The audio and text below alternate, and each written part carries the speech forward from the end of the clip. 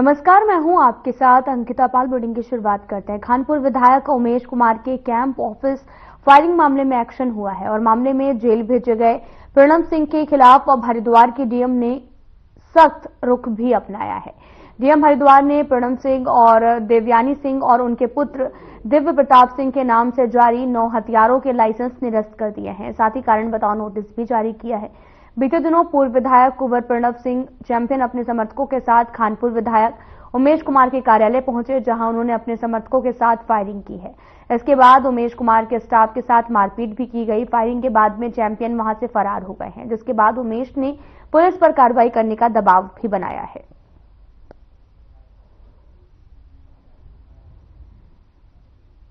नहीं, जो कल घटना हुई थी 26 जनवरी को पूर्व विधायक कुंवर प्रणब सिंह चैंपियन ने फायरिंग वगैरह की थी, तो उसमें पुलिस रिपोर्ट प्राप्त हुई थी। वरिष्ठ पुलिस अधीक्षक की स्वस्थ लाइसेंस निरस्त करने के लिए, तो उसमें वाद दर्ज कर लिया गया न्यायालय में 17 आर्म्स एक्ट में, और उनका, उनकी पत्नी का, उनके बेटे का कुल 9 शस्त्र हैं, जिनको फिलहाल निलंबित कर दिया गया है और उनको कानूनी नोटिस जारी किया गया। इनके अलावा सर और भी निश्चित तौर पे और भी जांच की जा रही है। ऐसे प्रकरण और भी मिलेंगे तो उन पर भी समान कार्रवाई की जाएगी। आज दोनों ही अभियुक्तों को जो इनके ऊपर जो अभियोग पंजीकृत थे माननीय न्यायालय में सीजेएम कोर्ट में पेश किया गया, जिसमें कुंवर प्रणब चैंपियन को आज 14 दिन की रिमांड पे भेजा गया है।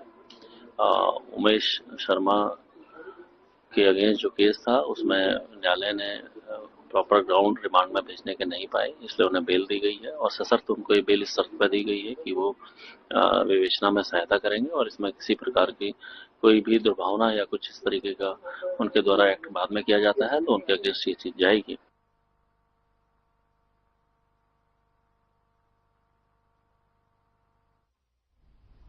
हरिद्वार जिले की खानपुर विधानसभा सीट से निर्दलीय विधायक उमेश कुमार को कोर्ट में पेश किया गया है। उमेश कुमार के खिलाफ पूर्व विधायक चैंपियन की पत्नी ने रुड़की सिविल लाइन कोतवाली में मुकदमा भी दर्ज कराया था। कोर्ट ने 40-40 हजार के 2 मुचलकों पर विधायक उमेश कुमार को अब जमानत मिल गई है। वहीं प्रणब सिंह चैंपियन को उमेश कुमार के कार्यालय में फायरिंग करने के आरोप में कोर्ट पहले ही दिन 14 दिनों की न्यायिक हिरासत में जेल भेज चुकी है। इससे पहले कुंवरानी देवयानी ने पुलिस को दी गई तहरीर में आरोप लगाया था कि उमेश कुमार उनके महल और कैंप कार्यालय पर आए थे और इस दौरान उमेश कुमार ने उनके घर में घुसने का भी प्रयास किया था।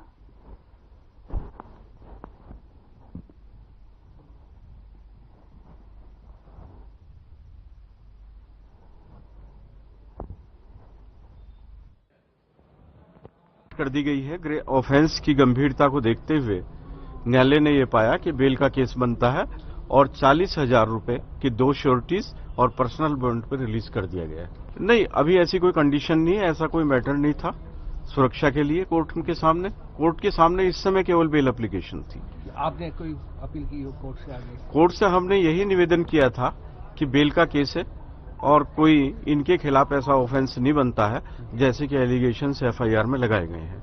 1 दिन की देरी से एफआईआर दर्ज कराई गई थी और कोई ऐसी फायरिंग की एविडेंस नहीं मिली मौके पे, कोई खोखा मौके पे नहीं मिला है। चल सकती हैं, दिन दाड़े चल सकती हैं, तो उसके बाद भी जान को खतरा पूछने वाली बात है। आज तक कोर्ट में जो देखिए, आप कितने, मेरा ये कहना है, मैंने कल भी कहा था, मैं देश के संविधान में भरोसा रखता हूं, मैं देश की कानून व्यवस्था में भरोसा रखता हूं। मेरी गिरफ्तारी हुई, न्यायालय में लाकर पेश किया गया, मेरी जमानत हुई, मैंने कानून का उल्लंघन कहीं नहीं किया, मैं कहीं कानून से भागा नहीं, छुपा नहीं। जो कानूनी प्रक्रिया थी, क्योंकि मैं अपनी जिम्मेदारी समझता हूं, राजनीतिक पदों पर रहते हुए, जनप्रतिनिधि होते हुए, मैं भी चाहता तो अपनी भीड़ को उकसाकर कोई कार्रवाई करवा सकता था।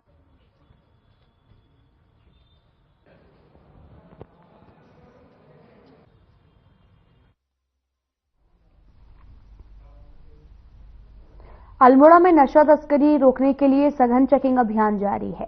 वहीं सैलदे के देघाट में एएसपी हरबंस सिंह और सीओ विमल प्रसाद के पर्यवेक्षण में देघाट पुलिस टीम ने सुरमोली तिराहे पर चेकिंग के दौरान एक कार आती देखी। लेकिन अभियुक्त ने जैसे ही पुलिस को देखा तो उन्होंने भागने की कोशिश की, लेकिन पुलिस ने कुछ दूरी में उन्हें दबोच लिया है। इस दौरान पकड़े गए युवकों की कार से 17 किलो 502 ग्राम गांजा बरामद किया गया। बरामद किए गए गांजे की कीमत 4,47,000 रुपए बताई जा रही है। अभियुक्त ने भी बताया कि गांजा सराई खेत से खरीदकर रामनगर की ओर ले जा रहा था, जिसे ऊंचे दामों में बेचकर मुनाफा कमाने की प्लानिंग भी थी।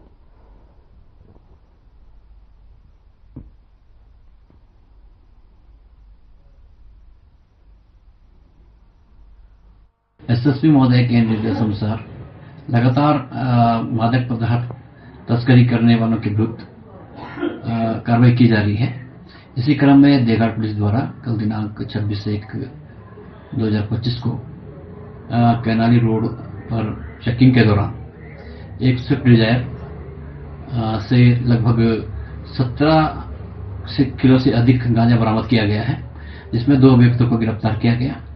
उनके विरुद्ध आवश्यक कार्रवाई की गई है। जो गांजा बरामद किया गया है उसकी कीमत 4 लाख से अधिक है। लगातार पुलिस द्वारा नशे के विरुद्ध कार्रवाई की जा रही है, जो जारी रहेगी।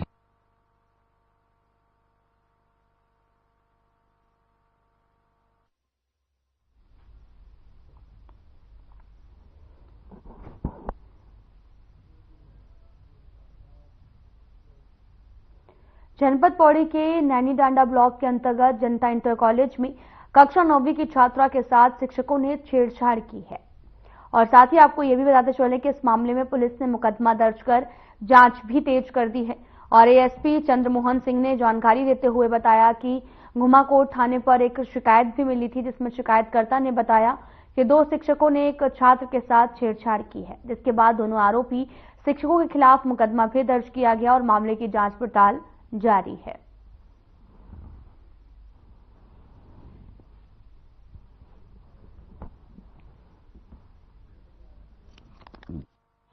नैनीडांडा क्षेत्र में एक जनता इंटर कॉलेज है और वहां पर एक छात्रा ने 2 अपने शिक्षकों के विरुद्ध कुछ छेड़छाड़ संबंधी कोई शिकायत दी है, तो जिसमें तुरंत हमने संज्ञान लेकर अभियोग पंजीकृत कर लिया है सुसंगत धाराओं में, और शीघ्र ही उसमें विवेचना में जो भी तथ्य आएंगे उसके आधार पर वैधानिक कार्रवाई की जाएगी।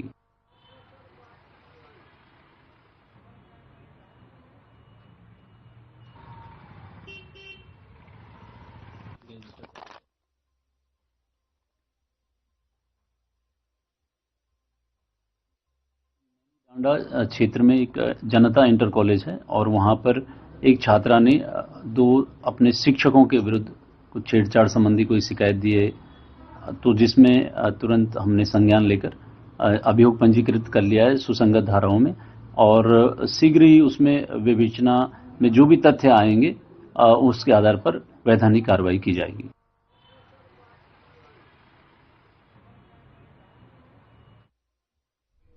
फिलहाल यहां रुकते हैं एक छोटे से ब्रेक के लिए।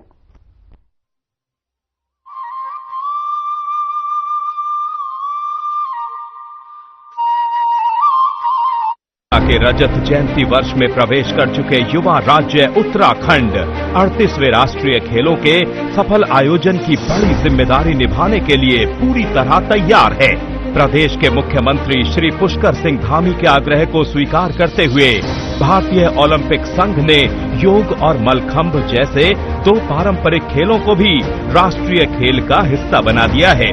हाल ही में राजधानी देहरादून में आयोजित एक भव्य कार्यक्रम में मुख्यमंत्री ने 38वें राष्ट्रीय खेलों के शुभंकर प्रतीक, मौली, लोगो, जर्सी, एंथम और टैगलाइन का अनावरण किया।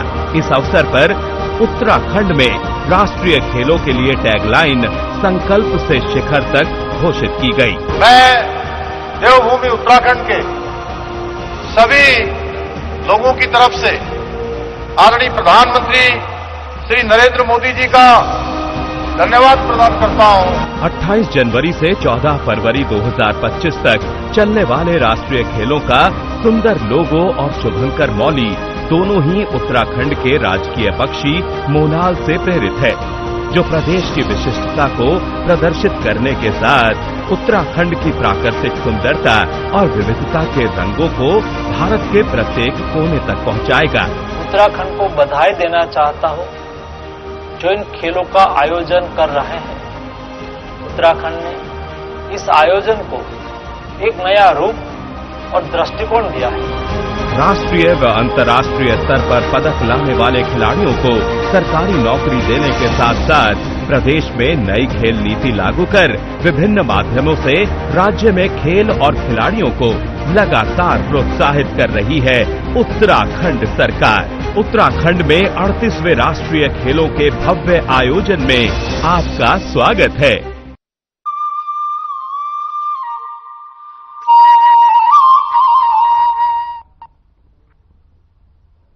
ब्रेक के बाद स्वागत है आप सभी का। रुख करते हैं खबरों की तरफ।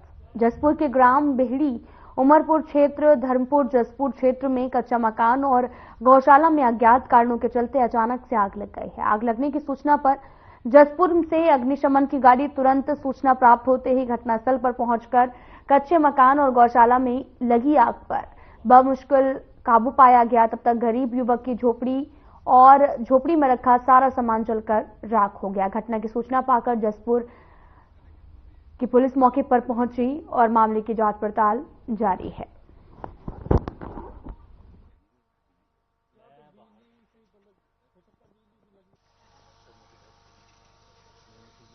धर्मपुर गांव में एक मकान में आग लग गई थी, जिससे मकान पूरी तरह से जल गया है। वो झोपड़ीनुमा मकान था और उसमें उस दिन जो लोग हैं वो निवास नहीं कर रहे थे। आग किन कारणों से लगी है इसके बारे में तो अभी स्थिति स्पष्ट नहीं है, लेकिन मकान या जो उनका आवास था वो पूरी तरह से जल गया है और इस संबंध में निरीक्षण कर लिया गया है। रिपोर्ट्स तैयार है और जो भी अनुमन्य राहत सहायता है वो उनको वितरित की जा रही है। नहीं, जनहानि नहीं, पशुहानि कोई नहीं है। केवल जो घरेलू सामान था वो सब उनका जल करके नष्ट हो गया है और अन्य कोई घटना नहीं।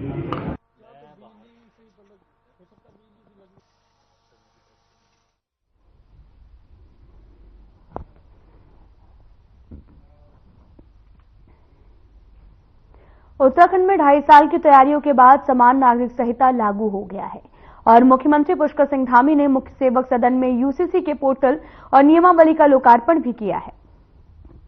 इसकी अधिसूचना भी जारी हो गई है और इसी के साथ समान नागरिक संहिता लागू करने वाला उत्तराखंड देश का पहला राज्य भी बन गया।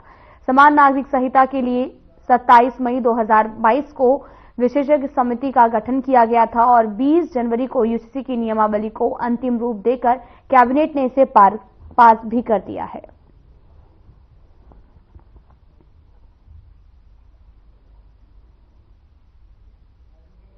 आपको बताते चलें कि यूसीसी लागू करने वाला उत्तराखंड पहला राज्य भी बन गया है और इसके बाद में आपको बताते चलें कि उत्तराखंड पहला राज्य बन गया है जिससे यूसीसी नियमावली का लोकार्पण भी किया गया है।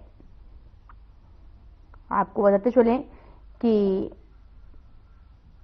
उत्तराखंड में यूसीसी लागू हो गया और साथ ही होने पर जमीयत उलेमा ए हिंद ने आपत्ति भी जताई है। कोर्ट में अब चुनौती भी देंगे। उत्तराखंड में यूसीसी लागू होने वाला पहला राज्य बन गया। वहीं यूसीसी लागू होने के बाद में तमाम तरह के सवाल भी अब उठाए जा रहे हैं, तो वहीं नियमावली का लोकार्पण भी अब कर दिया गया है।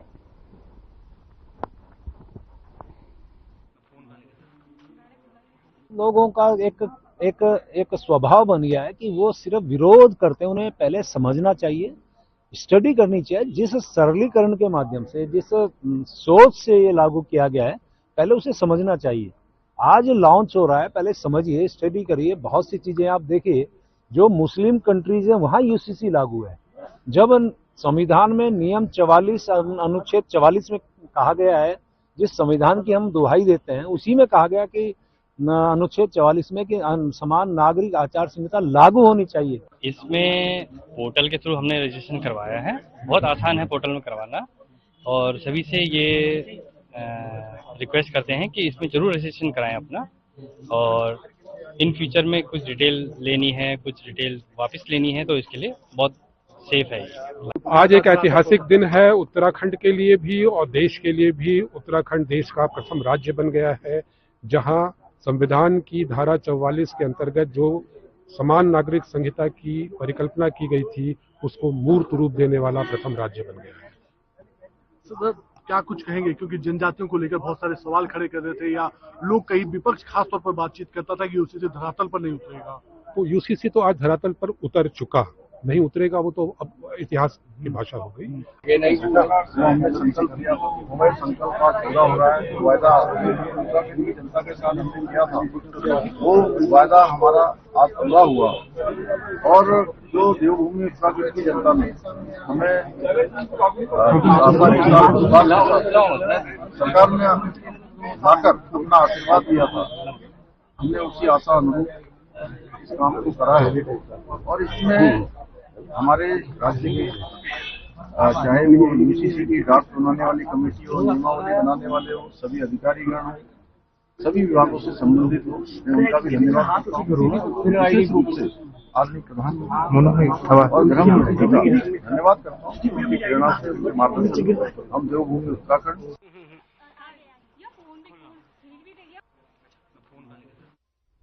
फिलहाल यहाँ रुकते हैं एक छोटे से ब्रेक के लिए।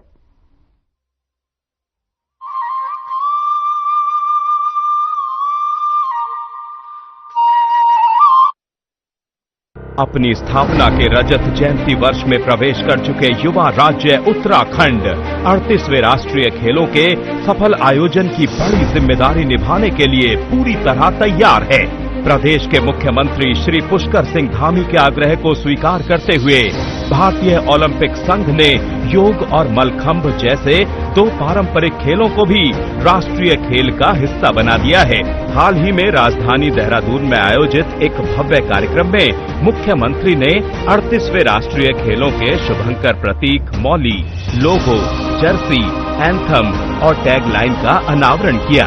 इस अवसर पर उत्तराखंड में राष्ट्रीय खेलों के लिए टैगलाइन संकल्प से शिखर तक घोषित की गई। मैं देवभूमि उत्तराखंड के सभी लोगों की तरफ से आदरणीय प्रधानमंत्री श्री नरेंद्र मोदी जी का धन्यवाद प्रदान करता हूं। 28 जनवरी से 14 फरवरी 2025 तक चलने वाले राष्ट्रीय खेलों का सुंदर लोगो और शुभंकर मौली दोनों ही उत्तराखंड के राजकीय पक्षी मोनाल से प्रेरित है, जो प्रदेश की विशिष्टता को प्रदर्शित करने के साथ उत्तराखंड की प्राकृतिक सुंदरता और विविधता के रंगों को भारत के प्रत्येक कोने तक पहुंचाएगा। उत्तराखंड को बधाई देना चाहता हूं जो इन खेलों का आयोजन कर रहे हैं। उत्तराखंड ने इस आयोजन को एक नया रूप और दृष्टिकोण दिया है। राष्ट्रीय व अंतर्राष्ट्रीय स्तर पर पदक लाने वाले खिलाड़ियों को सरकारी नौकरी देने के साथ साथ प्रदेश में नई खेल नीति लागू कर विभिन्न माध्यमों से राज्य में खेल और खिलाड़ियों को लगातार प्रोत्साहित कर रही है उत्तराखंड सरकार। उत्तराखंड में 38वें राष्ट्रीय खेलों के भव्य आयोजन में आपका स्वागत है।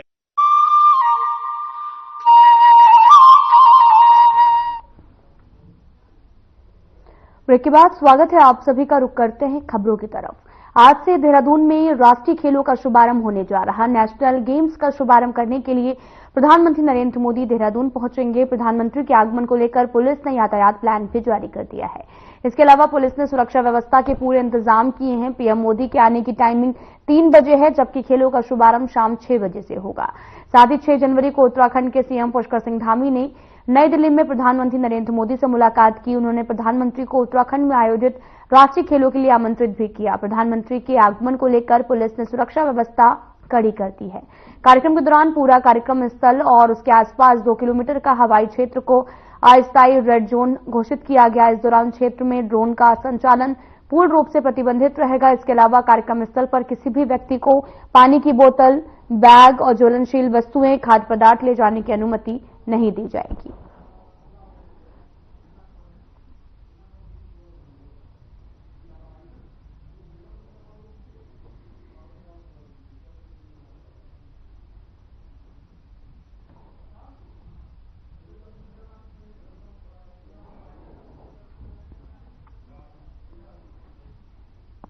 उत्तराखंड में यूनिफॉर्म सिविल कोड लागू हो गया है। यूसीसी को लेकर विधानसभा अध्यक्ष ऋतु खंडूड़ी भूषण ने भी खुशी जाहिर की है। कोटद्वार में एक कार्यक्रम में शिरकत कर रही थी और साथ ही विधानसभा अध्यक्ष ने कहा कि पूरे देश में उत्तराखंड पहला प्रदेश है यूसीसी लागू किया गया, इसके बाद में मुख्यमंत्री बधाई के पात्र हैं।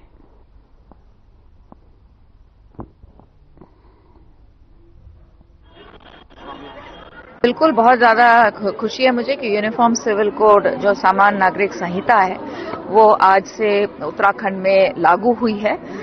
स्वतंत्रता के बाद हम पहला प्रदेश हैं, छोटा सा प्रदेश है, और हमने ये बहुत ही जबरदस्त निर्णय लिया है। मैं बधाई देती हूँ अपने आदरणीय मुख्यमंत्री जी को कि उन्होंने इस तरह का कदम उठाया और यूसीसी आज से पूरे उत्तराखंड में लागू हुआ।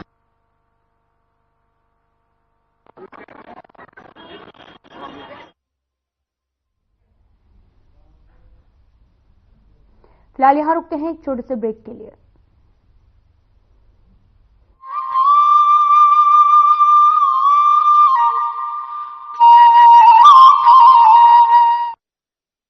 अपनी स्थापना के रजत जयंती वर्ष में प्रवेश कर चुके युवा राज्य उत्तराखंड 38वें राष्ट्रीय खेलों के सफल आयोजन की बड़ी जिम्मेदारी निभाने के लिए पूरी तरह तैयार है।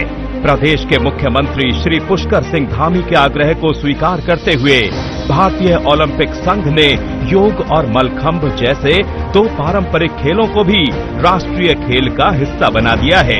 हाल ही में राजधानी देहरादून में आयोजित एक भव्य कार्यक्रम में मुख्यमंत्री ने 38वें राष्ट्रीय खेलों के शुभंकर प्रतीक, मौली, लोगो, जर्सी, एंथम और टैगलाइन का अनावरण किया। इस अवसर पर उत्तराखंड में राष्ट्रीय खेलों के लिए टैगलाइन संकल्प से शिखर तक घोषित की गई। मैं देवभूमि उत्तराखंड के सभी लोगों की तरफ से आदरणीय प्रधानमंत्री श्री नरेंद्र मोदी जी का धन्यवाद प्रदान करता हूं। 28 जनवरी से 14 फरवरी 2025 तक चलने वाले राष्ट्रीय खेलों का सुंदर लोगो और शुभंकर मौली दोनों ही उत्तराखंड के राजकीय पक्षी मोनाल से प्रेरित है, जो प्रदेश की विशिष्टता को प्रदर्शित करने के साथ उत्तराखंड की प्राकृतिक सुंदरता और विविधता के रंगों को भारत के प्रत्येक कोने तक पहुंचाएगा। उत्तराखंड को बधाई देना चाहता हूं जो इन खेलों का आयोजन कर रहे हैं।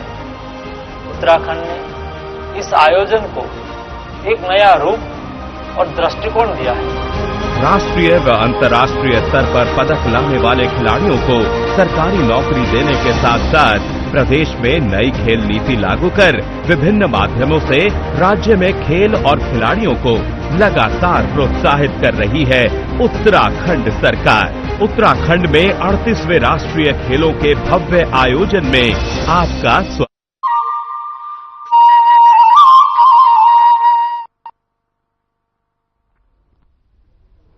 ब्रेक के बाद स्वागत है आप सभी का। रुख करते हैं खबरों की तरफ। उत्तराखंड में हाल ही में संपन्न हुए निकाय चुनावों के बाद नतीजे आ गए हैं। नगर पंचायत और पालिकाओं में पार्टी से बागी हुए। आपको बताते चलें कि निकाय चुनाव के बाद में यहां पर बागी हुए कार्यकर्ताओं की जीत हुई है। इस पर बीजेपी के प्रदेश महामंत्री आदित्य कोठारी ने भी कहा कि ऐसे लोगों को पार्टी में लेने का अभी कोई विषय नहीं आया है। हम एक राजनीतिक पार्टी हैं और आने वाले समय में जो परिस्थिति होगी अनुकूल देखा जाएगा।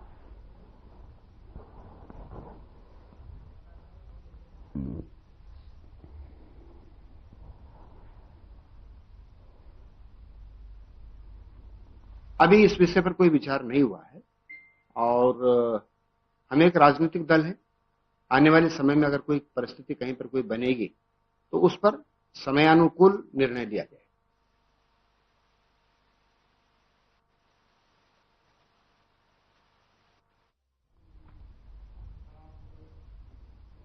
उत्तराखंड के लिए 27 जनवरी का दिन ऐतिहासिक रहा। धामी सरकार ने उत्तराखंड को यूसीसी लागू करने वाला देश का पहला राज्य बना दिया है और यूसीसी लागू करने और इसकी नियमावली और पोर्टल लॉन्च करने के बाद में पहला रजिस्ट्रेशन सीएम धामी ने किया। सीएम धामी को समान नागरिक संहिता में पहला रजिस्ट्रेशन कराने पर मुख्य सचिव रजत रूडी ने प्रमाण पत्र भी सौंपा। वहीं कांग्रेस ने इसे पूरी तरह से फर्जी करार दिया है। पार्टी के प्रदेश अध्यक्ष करण महाराज ने धामी सरकार के समान नागरिक संहिता लागू करने के कदम की आलोचना की है और कहा कि यूसीसी केंद्र और आरएसएस का एजेंडा है, प्रदेश सरकार उसी पर चल रही है।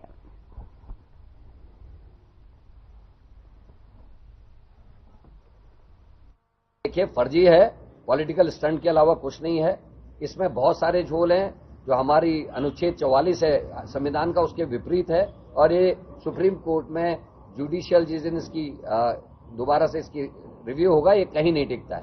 दूसरा, इसकी कई धाराएं बड़ी खराब है। इसमें धारा 1 है जिसमें विवाह विच्छेद की बातें गई है, उसकी धारा 40 में, जिसमें विवाह विच्छेद के लिए कहा गया है, जो कंफ्यूजिंग है कि वाद एक ही जगह आ जाएगा। जब अगर महिला ने वाद उत्तराखंड में कर रखा है और पुरुष ने वाद दूसरे स्टेट में कर रखा, तो कैसे एक ही जगह लाया जा सकता है?